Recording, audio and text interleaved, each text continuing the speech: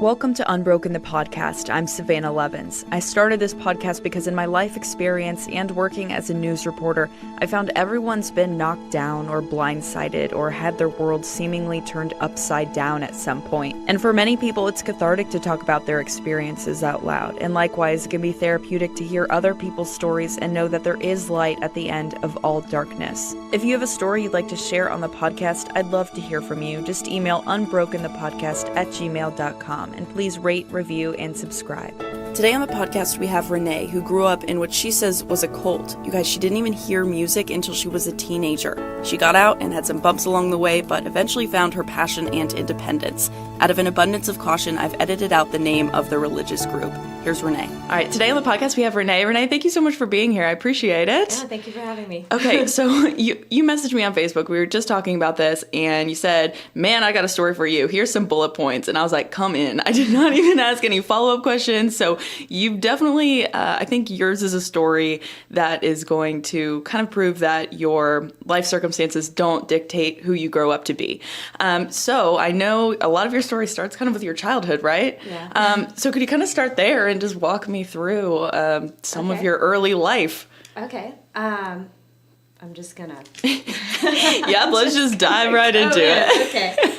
So I guess I could start with my mom and dad, of course, right? So my mom and dad got married pretty young. I don't know them super well, so I can't give you like exacts. But so my mom, I want to say she was 18. My dad was 21. And I don't know a lot of their backstory, again, because I don't really know them very well. But my dad met a man.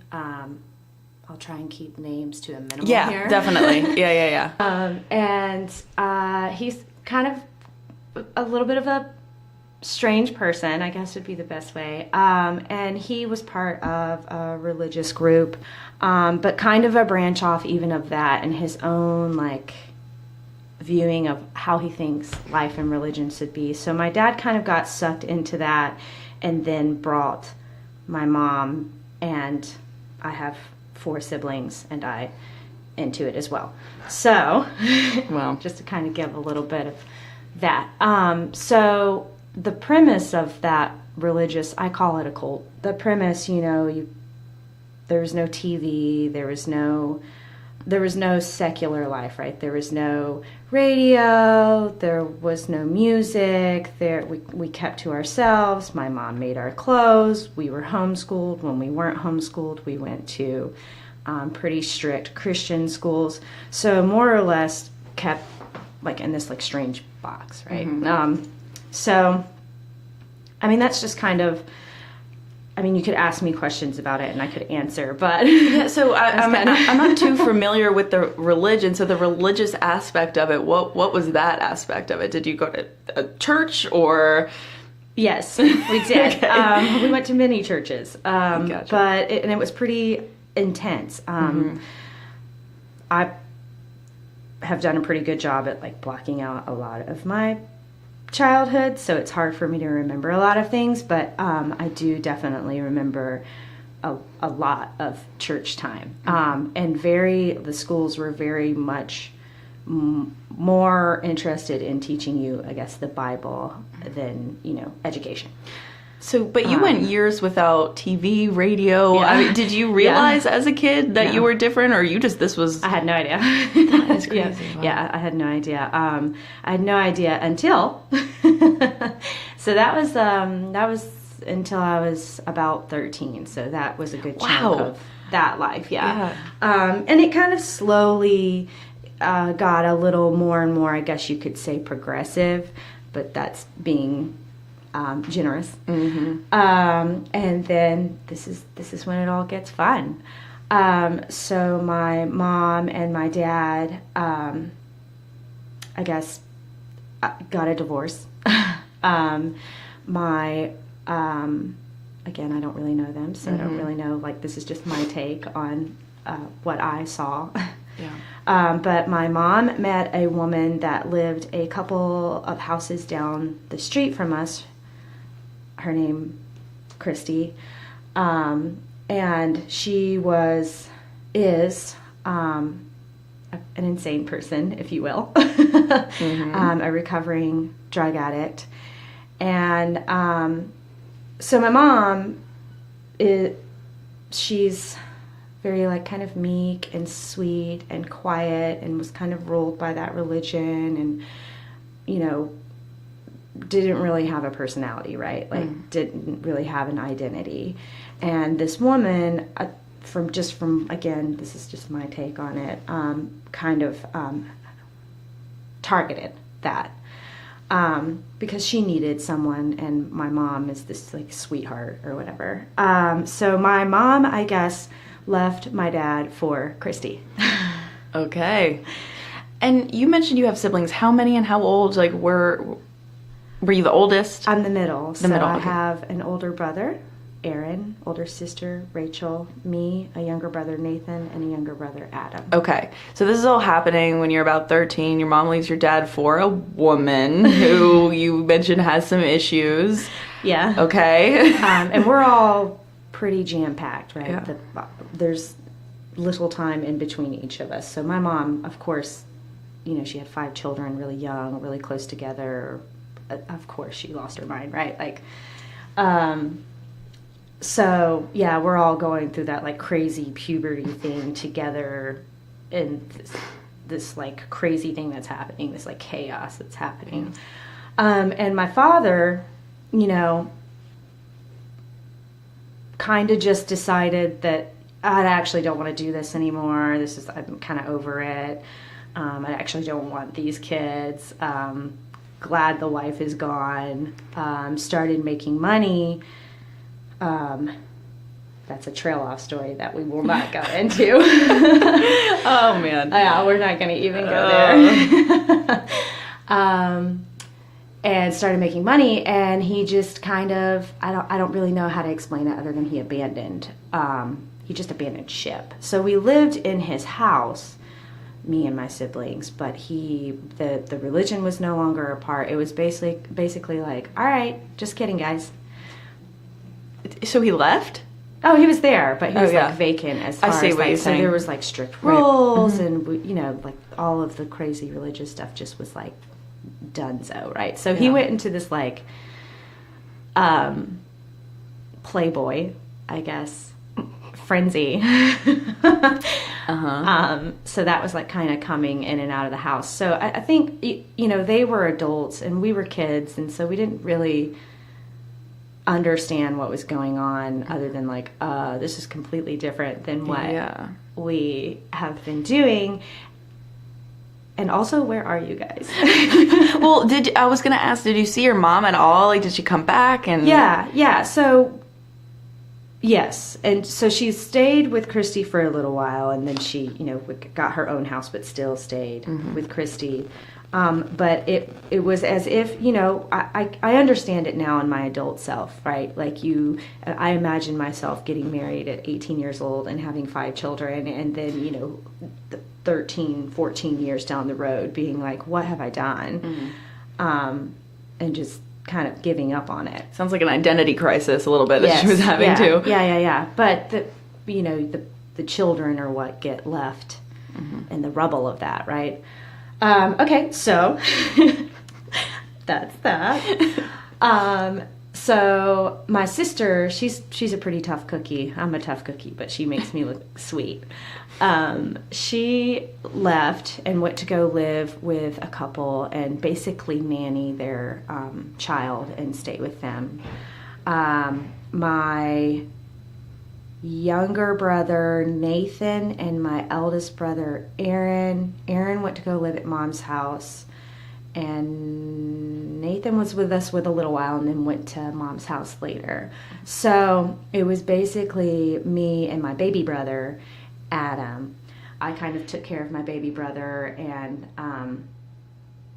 so that went on for a little while. And let me ask you, because you said, you know, for so long you didn't even you couldn't even listen to the radio, and that was largely a part of that religion. So did that stuff get phased in as the religion was kind of kicked to the curb? It did. I tell you, the first song that I listened to, and this song is like the most important thing ever because I'm a big music person now. Celine Dion's "My Heart Will Go On" changed my life.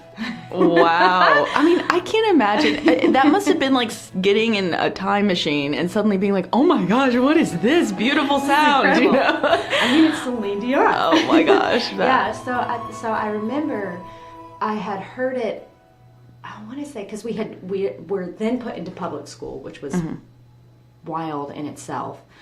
And I had heard it, you know, they had the ITV or whatever, and they had played it. And I was like, oh my God, that's so beautiful. And I had a little radio, and I took the radio into my room, and I didn't really know like what to listen to on the radio, but I would scroll and wait until I would hear that song, because, you know, on the radio they would play those songs over and over again if it was popular then. Like my door closed, like in the night, like waiting. And I do remember my dad taking away the radio and then changing the lock on the door so that I could not listen to it.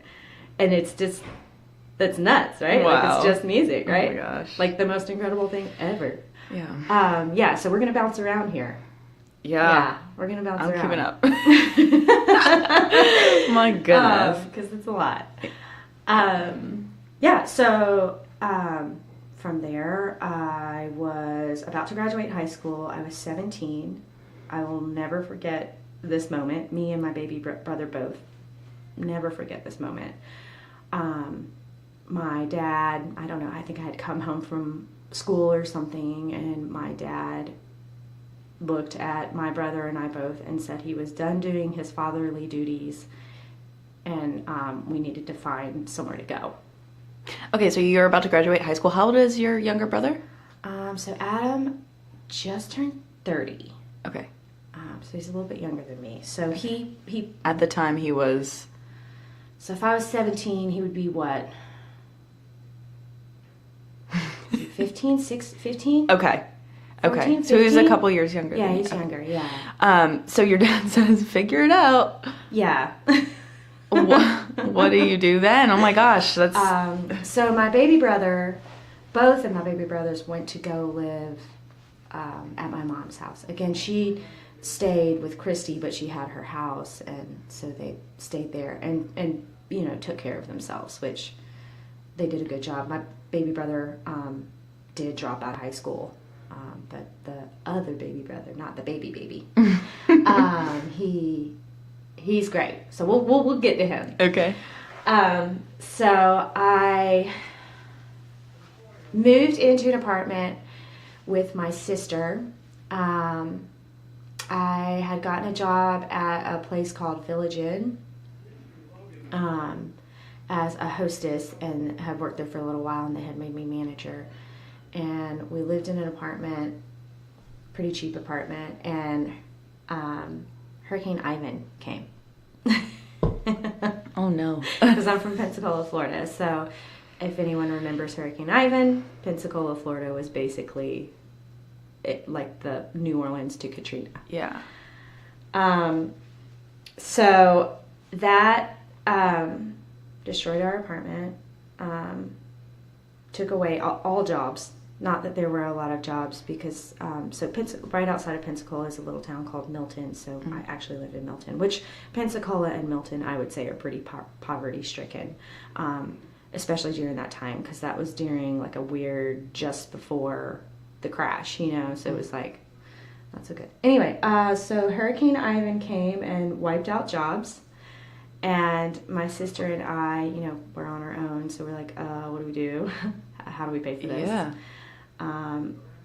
And so I had gone down to Panama City and worked a little bit for the Village Inn that was there, and then, you know, come back up and was like, oh, okay, so there's no jobs here. And my sister was like, well, we can go cocktail waitress at the strip club. Okay. Yeah. You know, sometimes I hear some of these stories and I'm like, man, come on, universe, give these people a break. I mean, oh my gosh, blow after blow for you guys. Yeah. So this idea comes. How does that work out? So we go in together, And mind you, there is still that level of like rebellion and curiosity.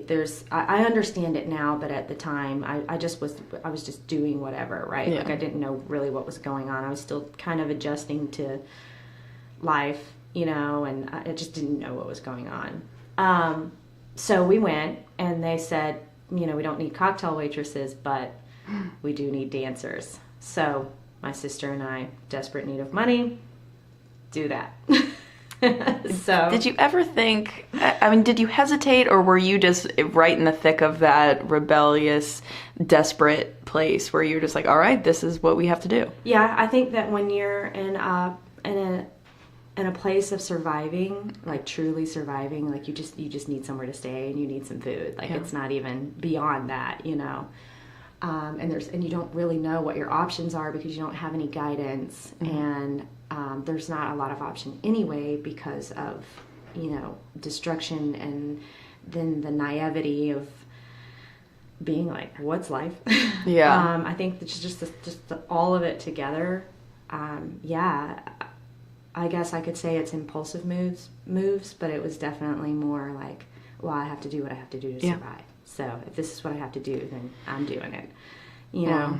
So and me and my siblings all have that same sort of take, right? And my sister and I, closest, that was what we were going to do. Well, I'm sure you probably had this spectrum in life where you're like, okay, on this side, it's this religious, rule-following life that was horrible to me, so I guess I'll try the other thing. Because I'm a bit of an extremist too, as I have learned. Right. So that makes sense. I think a lot of people would be in that situation. Yeah. That's a lot. So you and your sister start dancing. How does that go? So it paid the bills, right? Mm-hmm. And I didn't do it for very long, but it paid the bills. It got me, to a place which would, I guess, be called my next chapter, right? And in that time, really, it was just a lot of like irresponsible fun, right? Like beach living, irresponsible fun. Mm-hmm. Just exactly what you think it would be. That's what it was. Until, there was a night, God, I was the worst dancer, I'll tell you that. I really was. If ever you get to talk to dancers, I was the worst one. Because my bad attitude, and I was like, I can't believe I'm here. You know what I mean? Yeah. Like it wasn't. But anyway, so there was a night, and a guy had grabbed my arm, right? Like pretty hard, and I guess I kind of snapped or whatever and went spider monkey on him, that's scary. Yeah, right. Which I think so anyone would do, right?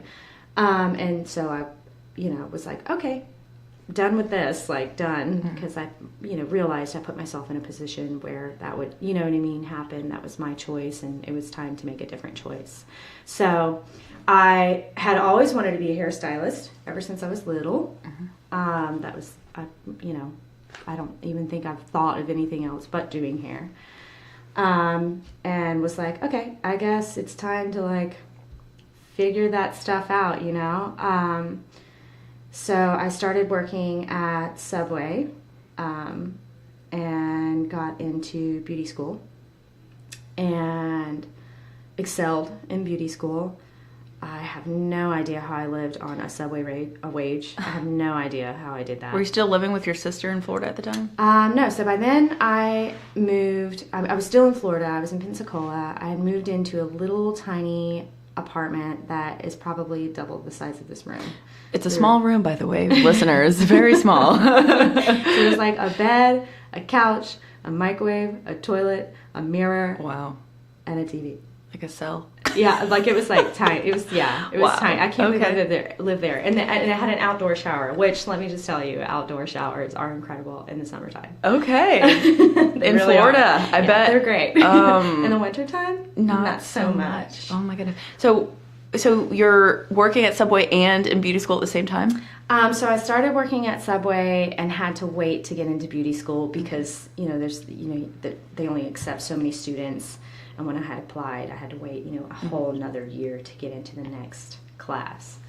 Worked at Subway and lived in that little tiny apartment. And let me tell you, I'm never going to eat Subway again in my life. Because had I not worked at a restaurant, I don't know if I would have been able to eat, to be honest with you. But it's strange too, because I was so broke. I lived in this tiny little apartment, and I was so happy, right? Like, I was so proud of myself. Like, I was like, oh yeah, I'm doing this, you know? Subway for breakfast, lunch, and dinner. I am doing it. Well, you were kind of, in a way. Yeah, I was doing it. I was, taking care of myself. Yeah. So then, did get to go to beauty school and excelled, graduated, and really that, going to school and then the following after has been like just kind of an up and up. Now, that doesn't mean that I haven't gone through struggles and an up and up. Yeah. But that was the turning point, I feel like, as far as like growing into an adult. So finished beauty school. How'd you pay for that, by the way? Just curious. So I had school funding. And Okay. let me tell ya, anyone who has anything to say about government funding for things like that obviously has never desperately needed it. Do you know what I mean? Yep. You sound like the perfect candidate for some scholarship money. You needed a break. Yeah. So they paid for the schooling, and they would give me, each semester a little bit of, I think it was like $600, but $600 to me then was like For the whole incredible, semester. right? Yeah. Right. So graduated, and then did my internship with my mentor, Tamar, who's an incredible person. And this is when, so I'm not a religious person by any means. Everybody has. I'm their not surprised. different- I mean, based on your experience in that area. So everyone has their version of their God, right? And so mine's, I have my relationship with whatever, energy, universe, whatever. And I feel like when you're in the right direction, that energy puts people in your life that help you, right? And so I would say I dated a guy towards the end of beauty school who completely, shaped what my future would be like. I started my internship with Tamar, the woman who would propel me into being the stylist that I am, and just these strong people that saw me, right? Like, I didn't realize what was going on because I'm just like in this constant state of like, I don't know, I'm just trying to figure it out and survive, and people see that and they want to help you. So anyway, so I did that, and I worked there for myself a little while afterwards. I think like a year and a half, 2 years, and then was like, I am ready to leave this place forever. Yeah. Just completely new chapter. You're ready to start something different. I'm ready to leave this place. Yeah. So I came here to Charlotte, I think nearly 7 years ago. So. Okay. And that's been a wild ride because I didn't know anyone here. So my father actually had moved up here maybe like 10 years prior. Again, I don't really have a relationship with him, so that didn't hold any. I had been up here with my siblings a couple times and was like, Charlotte's, sure. Yeah. Why not? Why not? And that was, I feel like my life started when I moved here, and it's been interesting even here. But my business has grown. I've met people that I consider to be my family because I didn't have family, and now I do. I have friendships that I had never had before, because when you're in that state of mind and you're in that chaos, and I have like the biggest heart, it's kind of annoying. You attract people similar, and they kind of suck you dry, right? So I feel like Charlotte's been a journey of like, okay, so who am I really? And what does love look like, and blah, blah, blah, all of that. Yeah. And so I feel like in the past, oh yeah, there's another chapter. It's like we're skipping around so much. Oh, okay, boy. did we miss something? We did miss something. Well, it is part of Charlotte. It is part of Charlotte. Okay. So, okay. I worked for a salon. I'm not going to name the salon. Built my clientele, and then went out on my own. I prefer to work for myself always. That's part of my, like, control rebellion thing, right? And I worked myself crazy. Like, I was on this, like, I was trying to prove something, like, so much so that I didn't realize, like, every waking minute was this, right? Like, I was just, like, killing myself working, which was great. The money was great. And then, you know, I had a friend who was like, I think you need to go see a therapist. Like, I think that, you know, you're kind of spiraling, and I'm saying that to you as your friend. Like, I think that you need to talk to someone because you're not okay. So, you know, when someone who's close to you says that, it's like, oh, okay, well, I mean, I probably should. I've been told that before. You know, like, I've gone through some things that probably should go. Yeah. So I started going to a therapist pretty intensely once a week. And, you know, there was just a lot of stuff in the background that I had not dealt with that was intense.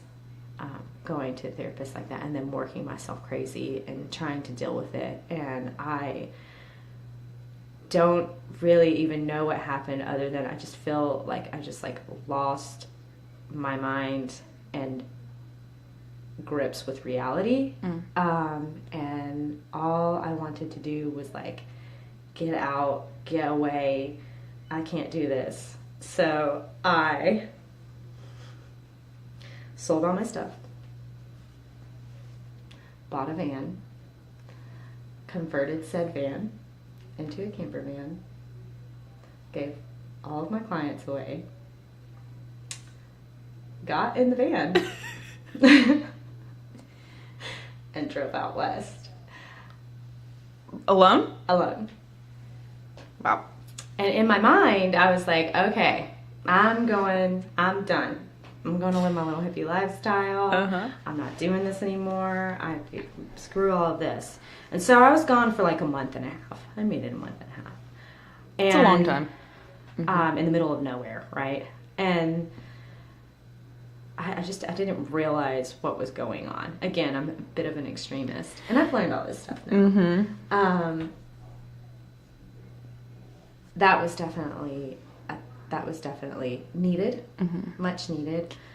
And I came back from that trip because I came back to Charlotte in my little realizations while I was out there.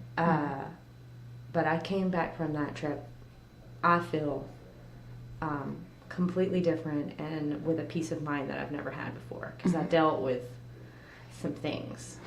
So I'm wondering, because earlier you said you really closed out a lot of your childhood. When you started going to this therapist, was some of that kind of rehashed, and do you think that's why you started going a little? Oh, yeah. So there, in the childhood, right, my father was abusive, cold. There was no love there. Me and my sister, when we were very young, were molested by a family friend repeatedly. So there was a lot of, like, trauma and abuse during all of that time that it affects you. You don't realize. Even if I'm so good at being like, nope, I'm not dealing with that. That's gone and dead for me. It affects you. It affects who you are as an adult. It affects your relationships with other people, which is why I went, the therapist asked me, why are you here? And I was like, I can't connect with people. I can't. Something's wrong with me. I feel like I'm dead, inside. And so, yeah. And so she, of course, opened all kinds of different wounds that, we're like, oh, cool, good. Which is important for your healing, but also, probably very overwhelming. Super overwhelming. To the point where you get a van and drive into the middle of nowhere. I get it.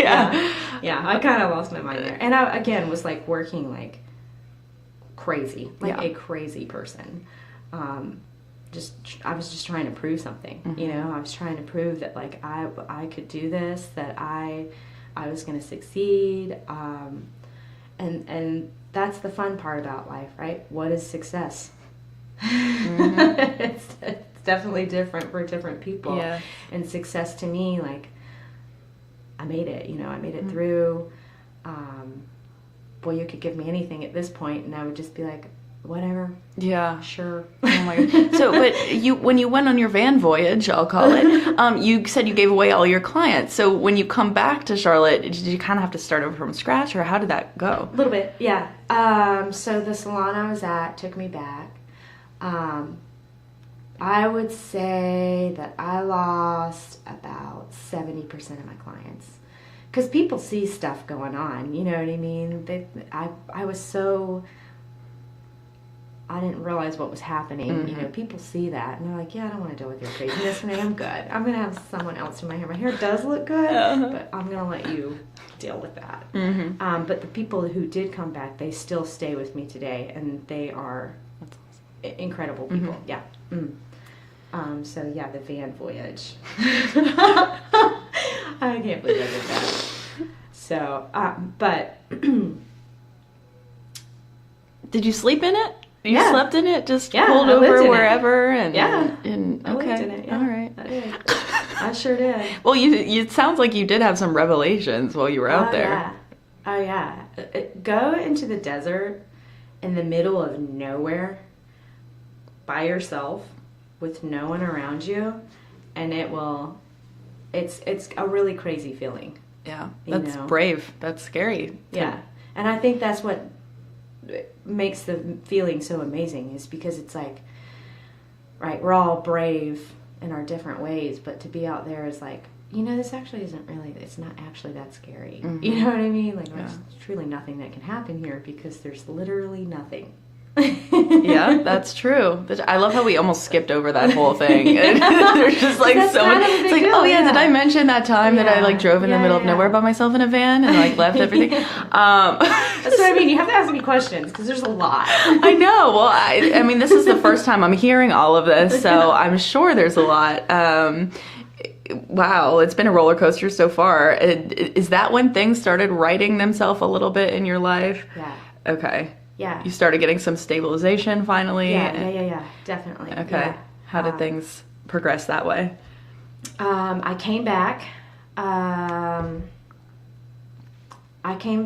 Renewed and ready and appreciative because I left pretty angry, right? So I came back, like ready, right? And like paying attention. It's like, okay, I need to pay attention to the things that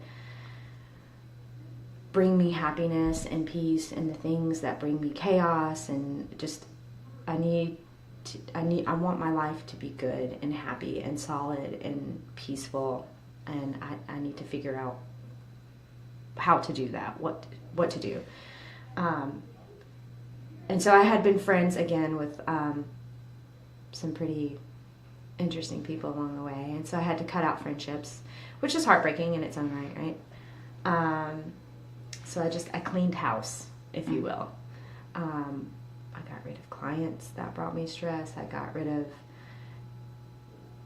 just got rid of a lot of stuff, you know, and I had already gone out into the desert and gotten rid of like a whole load of stuff. That was my own personal. And so, and then trying to find what balance looks like for me. Because again, I can be an extremist, right? Where I'm like, I'm doing this. And really getting to know myself and feel myself and let myself have feelings and relationships and happiness. And I would say back from that trip has been, I came back different, and then just progressively have become more and more, I don't know. What was your relationship? Yeah. What was your relationship like with your family members, your siblings, your mom, dad? Were you in touch with them? So my mom and dad, I don't really talk to them very much. So it's interesting with my mom because,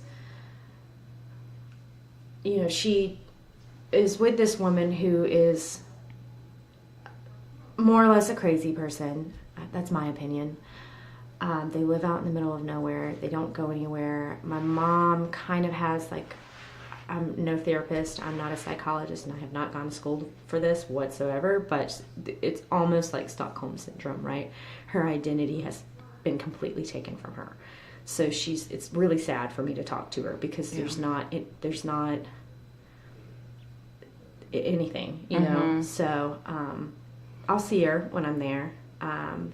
My father, I made the decision a long time ago to not be involved, you know?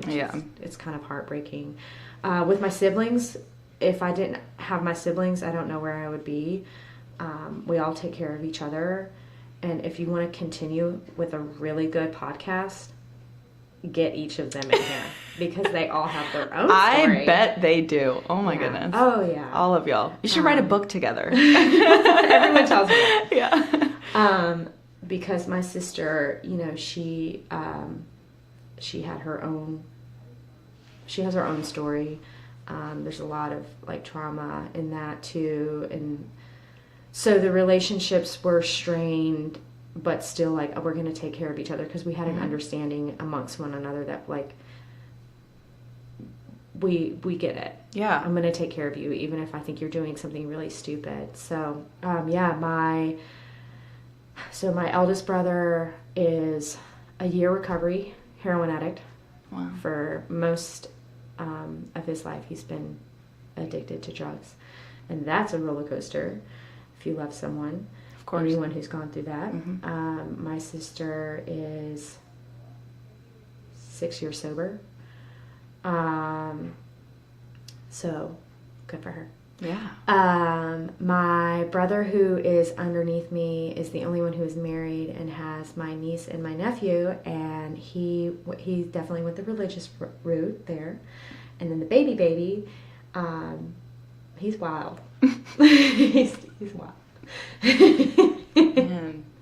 Yeah, but my relationship with them is, I would say that I'm the center, right? Because I'm the one that's like, I try to make sure everyone's okay and keep everyone together and help. Yeah. There's that heart again, right? So yeah, no, that's good. And one by one, the siblings have kind of gotten to where they don't really have a relationship with my father. Yeah. They will a little bit with my mom, but I don't know. In cleaning house, yeah, I was like, this is my life, and I'm going to take it back, and I'm not going to do things just because I should, right? Like, the world tells you, like, be friends with your family. It's like, well, yeah, I don't have to be. Well, and it brings me negative, right? Well, that's a good point. I think sometimes we just need to declutter our lives, you know, when you realize that it's weighing on you to the point where your mental health is struggling, you just do what you have to do. It's not easy to do that. But wow. And then, so you said you wanted to be your own boss. So how did you transition into doing that and where you are today? So for most of my working life, which has been a pretty good chunk, I have worked for myself. So I worked for myself after I left my internship with my mentor.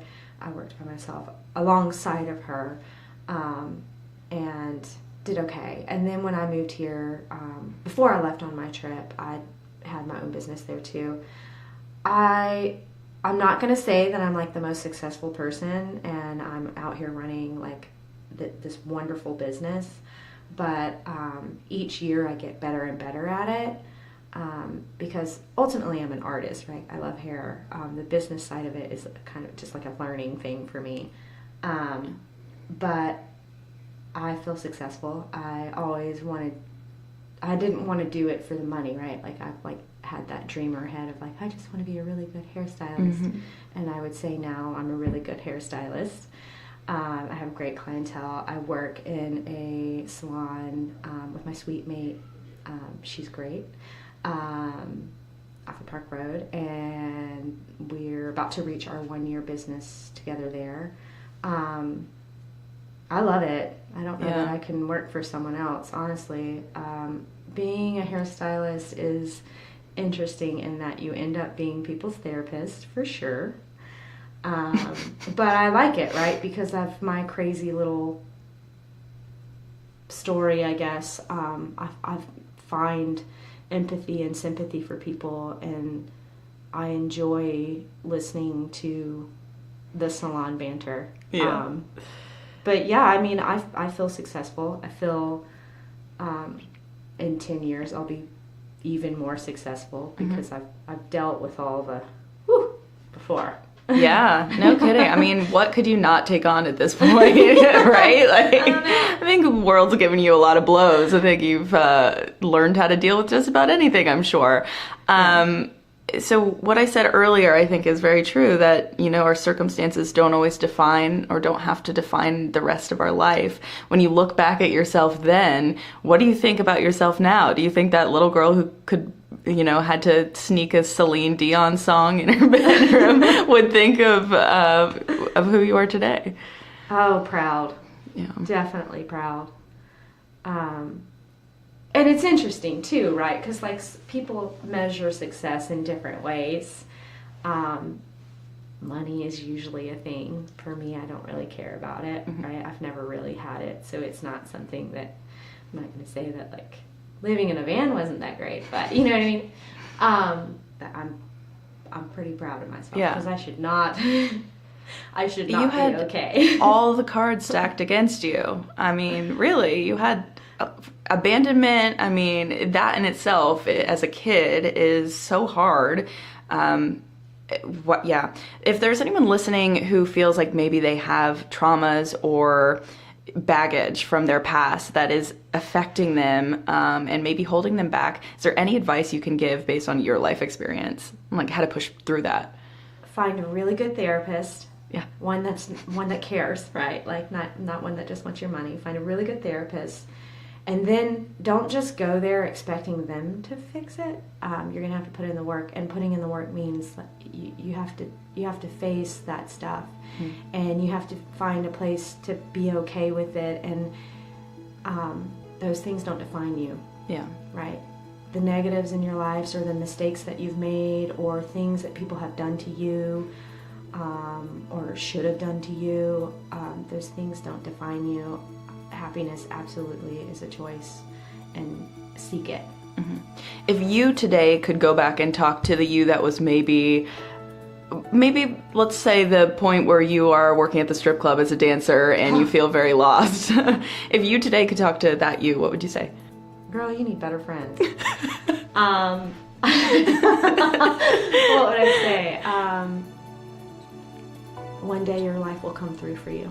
Thank you for coming in and sharing your story, which when you write your book, let me know. I am very interested. Oh my gosh, you have just come through so many difficult circumstances. That's so admirable and strong, and I wish you all the best of luck in the future. Great. Thank you so much. Thank you for coming in, and thank you for listening to Unbroken, the podcast. We'll see you next time.